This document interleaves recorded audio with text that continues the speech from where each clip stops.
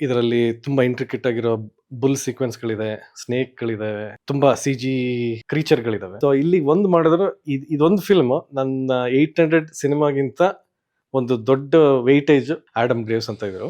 So ಅವರು Garuda ಪುರಾಣನ full ಓದಿ ಇದನ್ನ ನಮ್ಮ ಟೀಮ್‌ಗೆ ಡಿಸ್ಟ್ರಿಬ್ಯೂಟ್ ಮಾಡಿ. ಆತ್ಮೀಯ ಕನ್ನಡ ಪಿಕ್ಚರ್ ವೀಕ್ಷಕರಿಗೆ ನಮಸ್ಕಾರ. ನಾನು ಪ್ರವೀಣ್ ಏಕಾಂತ. ಈ ಹೊತ್ತು ನನ್ನ ಜೊತೆಗೆ 45 ಸಿನಿಮಾದ ಹಿಂದಿನ ದೊಡ್ಡ ಶಕ್ತಿಗಳು, ತ್ರಿಮೂರ್ತಿಗಳು ನನ್ನ ಜೊತೆಗಿದ್ದಾರೆ. ಅವ್ರನ್ನ ಮಾತಾಡಿಸ್ತೀನಿ. ಅದಕ್ಕೂ ಮೊದಲು ಈ ಒಂದು ವಿಶೇಷ ವಿಷಯನ ಅಂದರೆ ನನಗಿಂತ ಚೆನ್ನಾಗಿ ಇದನ್ನು ಮಾಡಿರೋರೇ ಹೇಳ್ತಾರೆ. ಆ ಒಂದು ಡಿಸ್ಕ್ಲೇಮರ್ ಹಾಕ್ಬಿಡ್ತೀನಿ, ಅವರಿಂದನೇ ಶುರು ಮಾಡ್ತೀನಿ. ಸೊ ಯಶ್ ಗೌಡ ಅವರು ನನ್ನ ಜೊತೆಗಿದ್ದಾರೆ. ನಿಮಗೆಲ್ಲ ಗೊತ್ತು, 45 ಡಿಲೇ ಆಯಿತು, CG ವರ್ಕ್ ಲೇಟ್ ಆಯಿತು ಅಂತ ಒಂದು ವೀಡಿಯೋ ಬಿಟ್ಟಿದ್ರು. ನಾನು ಅವತ್ತಿಂದನೂ ಇವ್ರನ್ನ ಹುಡುಕ್ತಾ ಇದ್ದೆ, ಇವ್ರನ್ನ ಮಾತಾಡಿಸ್ಬೇಕು ಅಂತ. ಕೊನೆಗೆ ಪ್ರೊಡ್ಯೂಸರ್ ಆ ಒಂದು ಅವಕಾಶನ ಇನ್ನೇನು ಸಿನಿಮಾ ರಿಲೀಸ್ ಕೌಂಟ್ ಡೌನ್ ಶುರುವಾಗಿದೆ, ಈಗ ಕೊಟ್ಟಿದ್ದಾರೆ. ಸೊ ಫೈನಲಿ ನನಗೆ ಯಶ್ ಆ್ಯಂಡ್ ಅವ್ರ ಟೀಮ್ ಸಿಕ್ಕಿದೆ. ಸೊ ಯಶ್, ನಮಸ್ಕಾರ. ನಮಸ್ಕಾರ. ತುಂಬ ದೊಡ್ಡ ಕೆಲಸ ಮಾಡಿದ್ದೀರಿ ಆ್ಯಂಡ್ ಇಂಟರ್ನ್ಯಾಷನಲ್ ಲೆವೆಲಲ್ಲಿ ಹೆಸರು ಮಾಡಿರುವಂಥ ನಿಮ್ಮ ತಂಡ. ಸೊ ಸಾಧ್ಯ ಆದರೆ ನೀವೇ ಪರಿಚಯ ಮಾಡಿಕೊಟ್ರೆ ಚೆನ್ನಾಗಿರುತ್ತೆ. ಹಾಯ್, ನಮಸ್ತೆ. ನಮಸ್ತೆ ಸರ್. ಇದು ಫಾರ್ನುಷ್ ಅಂತ, ಇವರು ನಮ್ಮ CG work production manager. So ಇವರು ಇಲ್ಲಿ ಬಂದು ಎಲ್ಲ ಕೋಆರ್ಡಿನೇಷನ್ಗಳನ್ನ ಪ್ರೊಡಕ್ಷನ್ ಜೊತೆ ಮಾಡಿದ್ದಾರೆ. ನಮ್ಮ ಟೀಮ್ ಜೊತೆ, ನಮ್ಮ ಪ್ರೊಡಕ್ಷನ್ ಜೊತೆ ಮಾಡಿ ಎಲ್ಲ ಕರೆಕ್ಟ್ ಒಂದು ವರ್ಕ್ ಸ್ಟಾರ್ಟಿಂದ ಹಿಡಿದು DI ವರ್ಗೂ ಡಿಲಿವರಿ ಆಗೋವರೆಗೂ ಎಲ್ಲನೂ ಟ್ರ್ಯಾಕ್ ಮಾಡಿ ಅದನ್ನು ಮ್ಯಾನೇಜ್ ಮಾಡಿರೋದು ಇವರು. ಮತ್ತಿದು ಇಮಾನ್ ಅಂತ, ಇವರು ನಮ್ಮ ಆ್ಯನಿಮೇಷನ್ ಸೂಪರ್ವೈಸರ್. ಸೊ ಈ ಫಿಲ್ಮಲ್ಲಿ ಏನು ಆ್ಯನಿಮೇಷನ್ ವರ್ಕ್ ಅಂತ ಏನಿದೆ, ಕಾಂಪ್ಲೆಕ್ಸ್ ವರ್ಕ್ ಏನಿದೆ, ಅದನ್ನೆಲ್ಲ ಮಾಡಿರೋದು ಇವರೇನೆ. ಸೊ ಇದರಲ್ಲಿ ತುಂಬ ಇಂಟ್ರಿಕೇಟ್ ಆಗಿರೋ ಬುಲ್ ಸೀಕ್ವೆನ್ಸ್‌ಗಳಿದೆ, ಸ್ನೇಕ್‌ಗಳಿದಾವೆ, ತುಂಬ CG ಕ್ರೀಚರ್‌ಗಳಿದಾವೆ. ಸೊ ಅದನ್ನೆಲ್ಲ ಆ್ಯನಿಮೇಷನ್ನ ಇವರೇ ನಿಂತು ಮಾಡಿಸಿರೋದು. ಸೊ ಹಂಗಾಗಿ ಇವ್ರು ಇಲ್ಲಿದ್ದಾರೆ. ಮತ್ತು ನಮ್ಮ ಕೆನೇಡಿಯನ್ ಟೀಮ್ ಇಲ್ಲಿ ನಮ್ಮ ಜೊತೆಗೆ ಇರೋಕ್ಕಾಗಿಲ್ಲ, ಸೊ ಬಂದಿಲ್ಲ, ಅವರು ನಮ್ಮ ಜಾಯ್ನ್ ಆಗಿಲ್ಲ. ಸೊ ಅವರು ಕೂಡ ತುಂಬ ಎಲ್ಲ ಥರದ ಕಾಂಪ್ಲೆಕ್ಸ್ ವರ್ಕ್ಗಳನ್ನ ನಮ್ಮ ಕೆನೇಡಿಯನ್ ಟೀಮಿಂದ ಮಾಡಿದ್ದಾರೆ. ನಾನು ಹೇಳೋದಿತ್ತು. So very good start. And Mars ಅಂತ ಕಂಪನಿ, ಕನ್ನಡದವ್ರ ಕಂಪ್ನಿ, ಕನ್ನಡಿಗನ ಕಂಪ್ನಿ, ಮೈಸೂರಿನ ಮೂಲದ ಆ್ಯಂಡ್ ನಮ್ಮದೇ ಪ್ರತಿಭೆ ಯಶ್ ಗೌಡ. ಸೊ ಇವ್ರು ಕಟ್ಟಿರುವಂಥ ಒಂದು ತಂಡ. ನಾನು ಆಗಲೇ ಆಫ್ಲೈನ್ ಕೇಳ್ಪಟ್ಟೆ, 800 ಹಾಲಿವುಡ್ ಸಿನಿಮಾಗಳಿಗೆ ಕೆಲಸ ಮಾಡಿದ್ದಾರೆ, ಇಂಡಿಯನ್ ಸಿನಿಮಾ ಕೆಲಸ ಮಾಡಿರಲಿಲ್ಲ. ಫಾರ್ ದಿ ಫಸ್ಟ್ ಟೈಮ್ ಒಂದು ಇಂಡಿಯನ್ ಸಿನಿಮಾ, ಅದು ನಮ್ಮ ಕನ್ನಡದ ಸಿನಿಮಾ, ಅದು ಅವರ ಮಣ್ಣಿನ ಸಿನಿಮಾ. ಸೊ ಫೈನಲಿ ಆ ಫಸ್ಟ್ ಸಿನಿಮಾ 45 ಆಗೋಕ್ಕೆ ಸಾಧ್ಯ ಆಗಿದೆ. 18 ವರ್ಷ ಆಯ್ತಲ್ಲ ನೀವು ಹೋಗಿ. 18 ವರ್ಷದ ಒಂದು ಪರಿಶ್ರಮ, ತುಂಬ ದೊಡ್ಡ ಹಿಸ್ಟ್ರಿ ಇದೆ ಇವರು ಹಿನ್ನೆಲೆ. ಸೊ ಒಂಚೂರು ನೀವು ಹೇಳಿದ್ರೆ ಚೆನ್ನಾಗಿರುತ್ತೆ. ಸೊ ನಾನು ಈಗ 2008ರಿಂದ ನಾನು ಕೆನಡಾದಲ್ಲಿ ಇದ್ಕೊಂಡು ಹಾಲಿವುಡಲ್ಲಿ ಕೆಲಸ ಮಾಡ್ತಿದ್ದೀನಿ. ಸೊ ಈಗ ಅದು ಹೇಳ್ದಂಗೆ 800 ಹಾಲಿವುಡ್ ಸಿನಿಮಾಗಳನ್ನ ಮಾಡಿದ್ದೀನಿ. ಸೊ ಅದು ಮಾಡಿದ್ರು ಕೂಡ ನಮ್ಮ ತಂದೆಗೆ ಅಥವಾ ನಮ್ಮ ಫ್ಯಾಮಿಲಿಗೆ, ನೀನು ಅಲ್ಲಿ ಏನೇ ಮಾಡಿದ್ರು ಅದಕ್ಕೊಂದು ಯಾರು ಒಂದು ಗುರುತಿಸೋರು ಯಾರಿಲ್ಲ.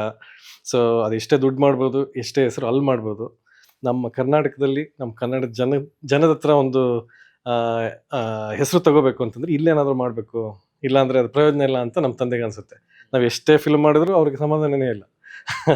ಸೊ ಇಲ್ಲಿ ಒಂದು ಮಾಡಿದ್ರು ಇದೊಂದು ಫಿಲ್ಮ್ ನನ್ನ 800 ಸಿನಿಮಾಗಿಂತ ಒಂದು ದೊಡ್ಡ ವೆಯ್ಟೇಜ್, ಹೆವಿ ಇದನ್ನ ನನಗೆ ಕೊಟ್ಟಿದೆ. ಇದೊಂದು ಏನನ್ಬೋದು ಅಂದರೆ ತುಂಬ ಹೆಮ್ಮೆ ವಿಷಯ ನನಗೆ ಈ ಫಿಲ್ಮ್ಗೆ ಪಾರ್ಟಿಸಿಪೇಟ್ ಮಾಡ್ತಾ ಇರೋದು. ಸೊ ಇದನ್ನ ನನಗಿಂತ ನಮ್ಮ ಫ್ಯಾಮಿಲಿಗೆ ತುಂಬ ಖುಷಿಯ ವಿಷಯ. ಸೊ ಆ 800 ಸಿನಿಮಾಗಿಂತ ಇದಕ್ಕೆ ಜಾಸ್ತಿ ಬೆಲೆ ಇದೆ. ಸೊ ಈ ಒಂದು ಸಿನಿಮಾದ ಅಂದರೆ ನಿಮ್ಮ ಹಿನ್ನೆಲೆ ಅಥವಾ ನಿಮ್ಮ ಇಂಟ್ರೆಸ್ಟು, ನೀವು ಇದಕ್ಕೆ ಹೋಗಿದ್ದು, ಇದೆಲ್ಲ ಆಮೇಲೆ ಕೇಳ್ತೀನಿ. ಅದಕ್ಕಿಂತ ಮೊದಲು ನಾನು 45 ಒಂದು ಸಣ್ಣದೊಂದು ಗ್ಲಿಮ್ಸ್ ನೋಡಿದೆ. ಆ್ಯಂಡ್ ಆ ಗ್ಲಿಮ್ಸ್ ನೋಡಿ ಐ ಆಮ್ ಮಚ್ ಥ್ರಿಲ್ಡ್. ಅಂದರೆ ಎಷ್ಟು ಎಕ್ಸೈಟ್ ಆದೆ ಅಂದರೆ ಇಮಿಡಿಯೇಟ್ಲಿ ಹೋಗಿ ಒಂದು ವೀಡಿಯೋ ಮಾಡಿ ಹಾಕ್ಬಿಟ್ಟೆ, ನನಗೆ ಆಗ್ತಾಯಿಲ್ಲ ಅಂತ. ಆ್ಯಂಡ್ ಎಸ್ಪೆಷಲಿ ಶಿವಣ್ಣನ ಪೋರ್ಷನ್ ಎಸ್ಪೆಷಲಿ, ವಾವ್, ಎಷ್ಟು ಅಥೆಂಟಿಕ್ ಆಗಿದೆ, ಎಷ್ಟು ರಿಯಲಿಸ್ಟಿಕ್ ಆಗಿ ಮಾಡಿದ್ದೀರಾ ನೀವು ಅಂತಂದರೆ, ನಾನು ಹಿಂಗೂ ಮಾಡ್ಬೋದು ಅಂತ. ಅಂದರೆ ನೀವು ಸುಮಾರು ಕಡೆ ಸುದ್ದಿ ಆಗಿತ್ತು, ಇದೊಂದು 45 to 50% ಅಷ್ಟು VFXಲ್ಲೇ ಸಿನಿಮಾ ಆಗಿದೆ ಅಂತ. ಸೊ ಈ ಒಂದು ಓವರ್ ಆಲ್ ವರ್ಕು ಹೆಂಗೆ ಡಿಸೈನ್ ಮಾಡಿದ್ರಿ, ಹೇಗೆ ಎಕ್ಸಿಕ್ಯೂಟ್ ಮಾಡಿದ್ರಿ, ಎಷ್ಟು ಟೈಮ್ ತಗೊಳ್ತು? ಸೊ ಇದು ಬೇಸಿಕಲಿ ನಾವು ಆಲ್ಮೋಸ್ಟ್ 2 ವರ್ಷದಿಂದ ನಾವು ಪ್ರೊಡಕ್ಷನ್ ಟೀಮ್ ಜೊತೆ, ಅಂದರೆ ಡೈರೆಕ್ಟರ್ ಅರ್ಜುನ್ ಜನ್ಯ ಸರ್ ಜೊತೆ ಮತ್ತು ಪ್ರೊಡ್ಯೂಸರ್ ರಮೇಶ್ ರೆಡ್ಡಿ ಸರ್ ಜೊತೆ ಸೊ ವರ್ಕ್ ಮಾಡ್ತಾಯಿದ್ದೀವಿ 2 ಇಯರ್ಸ್ ಆಯ್ತು ಆಲ್ಮೋಸ್ಟ್. ಸೊ ಆ ಬಿಗಿನಿಂಗಿಂದನೂ ನಾವು ವರ್ಕ್ನ ಸ್ಟಾರ್ಟ್ ಮಾಡೋದಕ್ಕಿಂತ ಮುಂಚೆ ಅಥವಾ ನಾವು ಇದಕ್ಕೆ ಏನು ಈ ಟೀಮ್ ಜಾಯ್ನ್ ಆಗೋದಕ್ಕಿಂತ ಮುಂಚೆನೇ ಅರ್ಜುನ್ ಸರ್ ಆಲ್ರೆಡಿ ಎಲ್ಲ ಪ್ಲ್ಯಾನ್ನ ಮಾಡಿಟ್ಟಿದ್ರು. ಸೊ ಅವ್ರಿಗೆ ಆಲ್ರೆಡಿ ಅವ್ರ ವಿಷನ್ ತುಂಬ ಕ್ಲಿಯರ್ ಆಗಿತ್ತು. ಸೊ ಅಫ್ಕೋರ್ಸ್ ಈಗ ಒಂದು ಯಾವುದೇ ವರ್ಕ್ ಅಂತಂದ್ರೂ ಅದು ಮಾಡ್ತಾ ಅದಕ್ಕೆ ಇನ್ನೊಂದು ಸ್ವಲ್ಪ ಅದಕ್ಕೊಂದು ಶೇಪ್ ಬರುತ್ತೆ, ಅದು ಈ ಥರ ಮಾಡೋಣ ಅನ್ನೋದು ಯಾವಾಗಲೂ ಒಂದು ಎಲ್ಲ ಪ್ರಾಜೆಕ್ಟಲ್ಲಿ ಇದ್ದೇ ಇರುತ್ತೆ.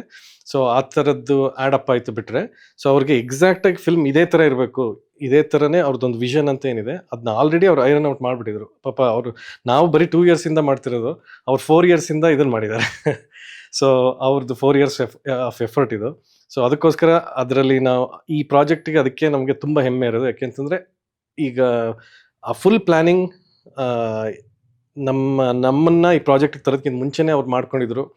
ಜೊತೆಗೆ ಈ ತ್ರಿಮೂರ್ತಿಗಳ ಥರ ಇರೋ ಈ 3 ಜನ ಹೀರೋಗಳು ಕೂಡ ಅವ್ರಗಳ ಜೊತೆ ವರ್ಕ್ ಮಾಡೋದು, ಎಲ್ಲ ಹೈ ಪ್ರೊಫೈಲ್ ಹೀರೋಗಳು. ಸೊ ಹಾಗಾಗಿ ನಮಗೆ ಇನ್ನೂ ಪ್ರೆಷರ್ ಜಾಸ್ತಿ. ಸೊ ಚೆನ್ನಾಗಿ ಮಾಡಲೇಬೇಕು, ಏಕೆ ಬೇರೆ ಆಪ್ಷನ್ ಇಲ್ಲ. ಸೊ ಹಂಗಾಗಿ ಅದು ನಮ್ಮ ಫಸ್ಟ್ ಫಿಲ್ಮ್ ಕೂಡ, ಚೆನ್ನಾಗಿ ಮಾಡಲೇಬೇಕು, ಕನ್ನಡ ಫಿಲ್ಮ್ ಕೂಡ. ಸೊ ಹಾಗಾಗಿ ನಮ್ಮ ಇರೋ ಮ್ಯಾಕ್ಸಿಮಮ್ ಎಫರ್ಟ್ ಏನೇನಿದೆ ಅದನ್ನೆಲ್ಲ ಹಾಕಿ ಮಾಡಿದ್ದೀವಿ. ಅಂದರೆ ನಾನೇ ಹೇಳಿದೆ, ಅಂದರೆ ತುಂಬ ಫಿಲಾಸಫಿಕಲ್ ವಿಷಯ ಇದೆ ಆ್ಯಂಡ್ ಮೈಥಾಲಜಿಕಲ್ ವಿಷಯ ಇದೆ, ಸುಮಾರು ವಿಷಯಗಳಿದೆ ಈ ಸಿನಿಮಾಲಿ. ಸೊ ಅದಷ್ಟು ಅಥೆಂಟಿಕ್ ಆಗಿ ತೋರಿಸೋದು ಅಷ್ಟು ಈಸಿ ಅಲ್ಲ. ಸೊ ಅದನ್ನು ತುಂಬ ಸ್ಟಡಿ ಮಾಡಬೇಕಾಗುತ್ತೆ, ಸಣ್ಣ ಸಣ್ಣ ಮೈನ್ಯೂಟ್ ವಿಷಯಗಳು ತುಂಬ ಇರುತ್ತೆ. ಸೊ ಹಾಗಾಗಿ ಇವ್ರಿಗೆ ಅಂದರೆ ಇವ್ರು ಅಲ್ಲಿಂದ ಬಂದು ಅದನ್ನು ಮಾನಿಟರ್ ಮಾಡಿ ಅವರು ಒಂದು ಸ್ಟಡಿ ಬೇಕಾಗುತ್ತೆ. ಸೊ ಇದೆಲ್ಲ ಹೇಗಾಯ್ತು ಅಂತ? ಸೊ ಇದು ಬೇಸಿಕಲಿ ಇದನ್ನೆಲ್ಲ ನಾವು ಬಿಗಿನ್ ಮಾಡೋದಕ್ಕಿಂತ ಮುಂಚೆ ನಮ್ಮ ಸೂಪರ್ವೈಸರ್ಗಳು ಕೆನಡಾದಲ್ಲಿ ಒಬ್ಬರು ಆ್ಯಡಮ್ ಗ್ರೇವ್ಸ್ ಅಂತ ಇದ್ದರು. ಸೊ ಅವರು ಗರುಡ ಪುರಾಣನ ಫುಲ್ ಓದಿ ಇದನ್ನು ಫುಲ್ ಸ್ಟಡಿ ಮಾಡಿ, ಇನ್ಫ್ಯಾಕ್ಟ್ ನಾನೇ ಪೂರ್ತಿ ಓದಿಲ್ಲ, ಕನ್ನಡದವರಾಗಿ ನಾನು ಇನ್ನೂ ಪೂರ್ತಿ ಓದಿಲ್ಲ. ನಮ್ಮ ಸೂಪರ್ವೈಸರ್ ಆ್ಯಡಮ್ ಗ್ರೇವ್ಸ್ ಅಂತ, ಅವ್ರು ಬ್ರಿಟಿಷ್ ಪರ್ಸನ್. ಸೊ ಅವರು ಫುಲ್ ಸ್ಟಡಿ ಮಾಡಿ ಅದಕ್ಕೊಂದು ಪ್ಲ್ಯಾನ್ನ ಇದೇ ಥರ ಮಾಡೋಣ ಅಂತಂದು ಎಕ್ಸಿಕ್ಯೂಟ್ ಮಾಡೋದಕ್ಕೆ ಎಲ್ಲನೂ ಪ್ಲ್ಯಾನ್ ಮಾಡಿ ಅದನ್ನು ನಮ್ಮ ಟೀಮ್ಗೆ ಡಿಸ್ಟ್ರಿಬ್ಯೂಟ್ ಮಾಡಿ ಅದಕ್ಕೆ ತಕ್ಕಂಗೆ ನಾವು ಮಾಡಿರೋದು. ಸೊ ಡೆಫಿನೆಟ್ಲಿ ಆ ಅಥೆಂಟಿಸಿಟಿ ಮೇಂಟೈನ್ ಮಾಡೋದಕ್ಕೆ ತುಂಬಾ ಕಷ್ಟ. ಯಾಕೆಂತಂದರೆ ಈಗ ಒಂದು ಯಮಲೋಕ ಅಂತಂತಂದರೆ ಯಾರು ನೋಡಿದ್ದಾರೆ ಯಮಲೋಕ? ಸೊ ಇದನ್ನು ನಾವು ಫುಲ್ಲು ಒಂದು ಫ್ಯಾಂಟಸಿಕಲ್ ಆಗಿ ಕಂಪ್ಲೀಟಾಗಿ ಮಾಡಿಬಿಡ್ಬೋದು, ಬಟ್ ಅದು ಅಥೆಂಟಿಸಿಟಿನೂ ಇರಲ್ಲ. ಯಾಕೆಂದರೆ ನಾವು ಇದು ರಿಲೇಟಬಲ್ ಆಗೂ ಇರಬೇಕು, ಅದೇ ರೀತಿ ಅದು ಒಂದು ಹೊಸದೇನೋ ತೋರಿಸ್ತಾ ಇದೀವಿ ಅನ್ನೋ ಥರದ್ದು ಇರಬೇಕು. ಸೊ ಹಂಗಾಗಿ ಅದನ್ನು ಡಿಸೈನ್ ಮಾಡೋದಕ್ಕೆ ಸೆವರಲ್ ಇಟರೇಷನ್ಸ್ ಮಾಡಿದ್ದೀವಿ, ತುಂಬ ಬೇರೆ ಬೇರೆ ಇಟರೇಷನ್ಸ್ ಮಾಡಿ ಅದು ಎಲ್ಲರಿಗೂ ಕೂಡ ಇಷ್ಟ ಆಗಬೇಕು. ಮೇಯ್ನ್ಲಿ ನಮ್ಮ ಪ್ರೊಡ್ಯೂಸರ್ ಸರ್ಗೆ ಮತ್ತು ಡೈರೆಕ್ಟರ್ ಸರ್ಗೆ ಇಷ್ಟ ಆಗಬೇಕು. ಸೊ ಅದಕ್ಕೆ ತಕ್ಕಂಗೆ ಮಾಡಿ ಅವ್ರಿಗೆ ತೋರಿಸಿ ಅವ್ರ ಅಪ್ರೂವಲ್ ತೊಗೊಂಡು ಸೊ ಆ ಥರ ಪ್ರೊಸೀಡ್ ಮಾಡಿದ್ವಿ.